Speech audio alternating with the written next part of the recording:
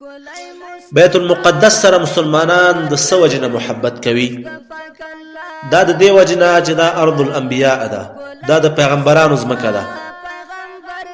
د زکریا علیه السلام زوی یحیی علیه السلام په دې ځمکه پیدا شوی. د ابراهیم علیه السلام زامن اسحاق او یعقوب په دغه ځمکه باندې پیدا شوي.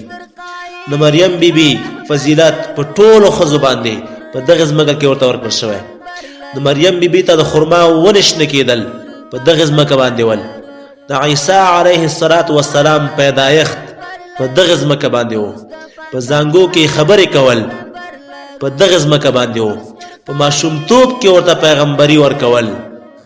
الله جل جلاله عیسی علیه السلام په ماشومتوب کې پیغمبر که په دغه ځمکه باندې. د عیسی علیه السلام معجزه مړي ژوندي کول، معجزه ورته په دغه ځمکه کې ورکړل شوه.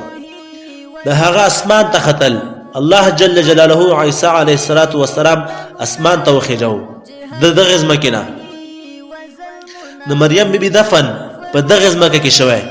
د حضرت داود علیه السلام معجزه اوسپنه ویلي کول، معجزه ورته په دغه ځمکه کې ورکړل شوې. د حضرت سلیمان علیه السلام معجزه مرغان، پیریان، ټول حیوانات ورته مسخر ول، معجزه ورته په دغه ځمکه کې ورکړل شوې. بیت المقدس کې اوسېدل د دجال نه حفاظت ده. څوک چې بیت المقدس کې اوسېږي په دغه ځمکه باندې اوسېږي ابد د دجال نه په حفاظت کې. بل خبره زمون خوږ پیغمبر صلی الله علیه وسلم کله چې الله جل جلاله اسمان ته وغوښته، لومړی ځل دلته لاړه، په دغه ځمکې کې 2 رکعاته لمونځ وکړه. هغې نه وروسته د دغه ځمکې نه اسمان ته وخته. بېرته چې د اسمان نه راکته شو، ټول پیغمبرانو سره راکته شول. په دغه ځمکه کې دې ځمکې ته راکته شو، په دغه ځمکه کې پیغمبرانو ته امامت وکړه. ټول پیغمبران مقتدیان شول. مسجد کې په دغه ځمکه کې لمونځ کول، په بیت المقدس کې لمونځ کول د 25,000 لمونځو برابر ثواب لري. څوک چې پکې یو ځل سبحان الله وایي د 25,000 سبحان الله په اندازه ده.